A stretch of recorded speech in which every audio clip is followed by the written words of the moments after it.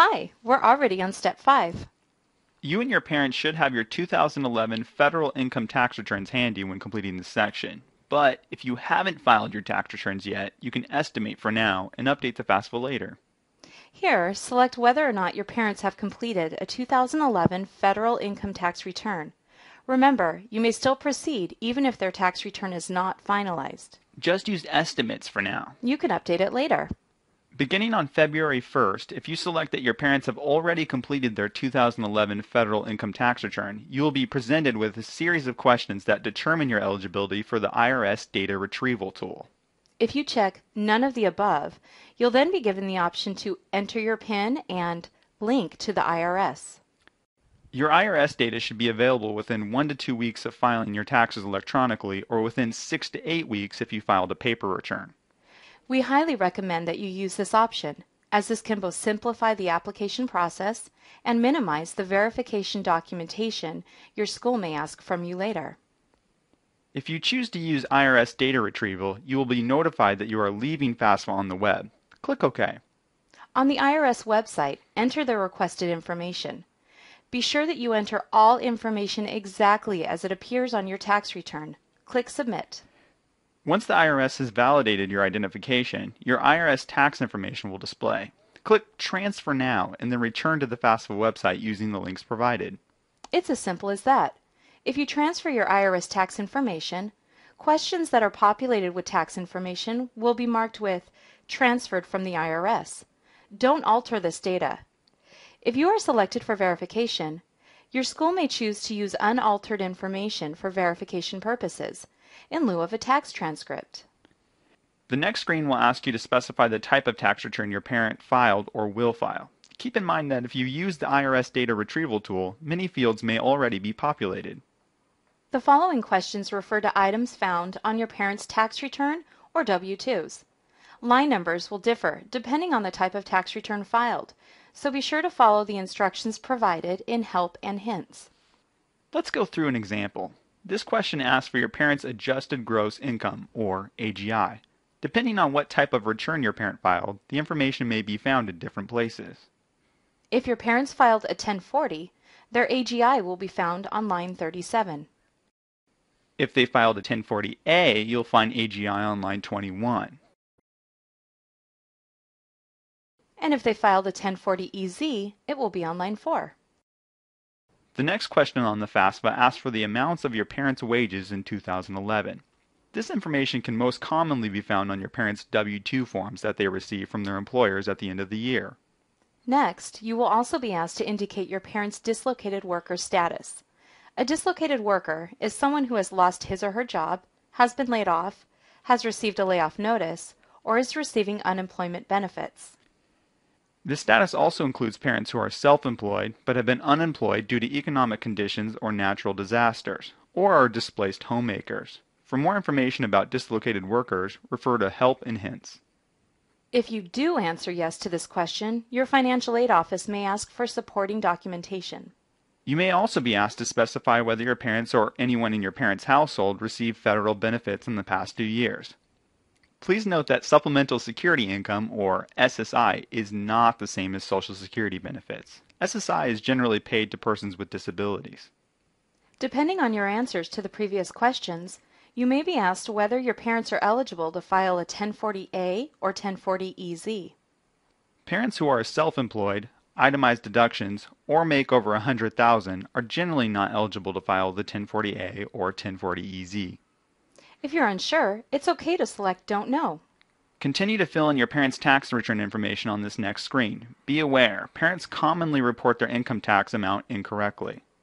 If your parents filed a 1040, the amount they paid in income tax will be found on line 55. If they filed a 1040A, income tax will be on line 35. Lastly, if they filed a 1040EZ, income tax will be on line 10.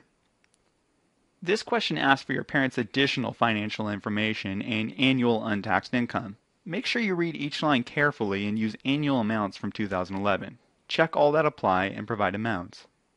Some of this information, such as Hope and Lifetime Learning tax credits, may be found on your parents' tax return. Include grants, scholarships, and combat pay only if they are reported in your parents' adjusted gross income. And only report child support paid for children not included in your household.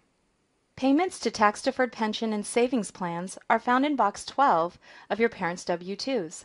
Make sure you only include amounts reported with the codes D, E, F, G, H, and S.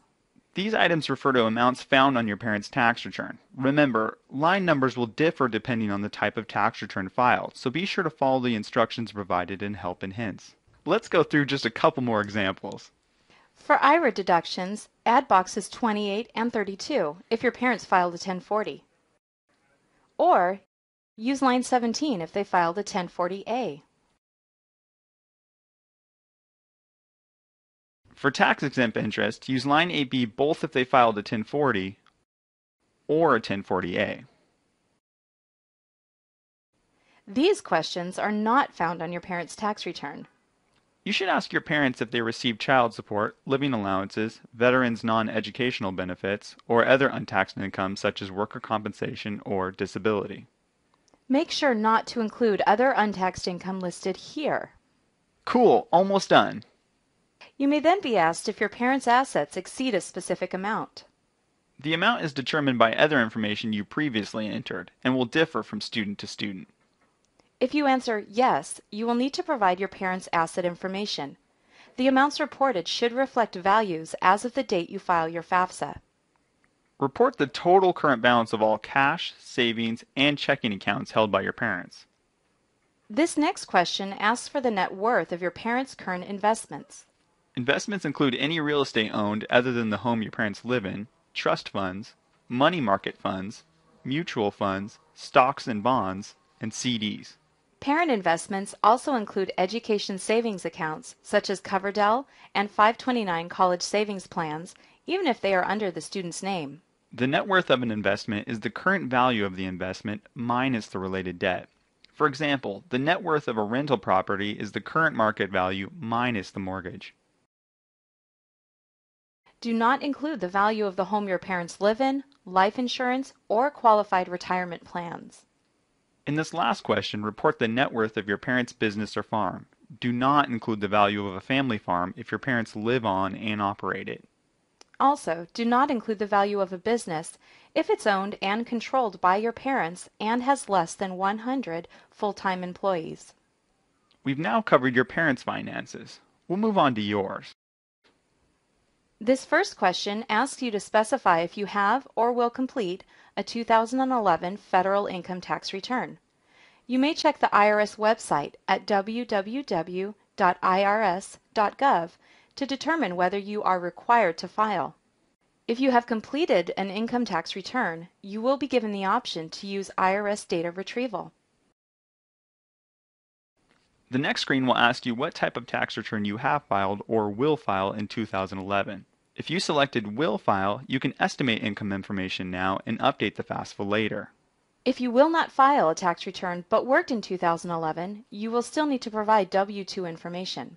However, if you did not earn wages in 2011 and did not receive a W-2, enter 0. The following questions refer to items found on your tax return. Line numbers will differ depending on the type of tax return filed. Right, so be sure to follow the instructions provided in Help and Hints and pay special attention to the line numbers specified. This question asks for additional financial information and untaxed income. Make sure you read each line carefully and use annual amounts from 2011. Check all that apply and provide amounts. Remember, include grants, scholarships, and combat pay only if they are reported in your adjusted gross income. Payments to tax-deferred pension and savings plans are found in Box 12 of your W-2s. Make sure you only include amounts reported with the codes D, E, F, G, H, and S. These items refer to amounts found on your tax return. Remember, line numbers will differ depending on the type of tax return filed, so be sure to follow the instructions provided in Help and Hints. However, these questions are not found on your tax return. You should report living allowances, veterans non-education benefits, other untaxed income, such as workers' compensation or disability, and any money received or paid on your behalf. Make sure not to include other untaxed income listed here. We will now move on to your asset information.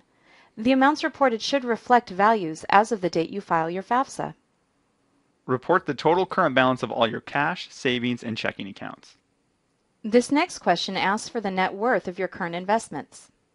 Investments include trust funds, money market funds, mutual funds, stocks and bonds, and CDs.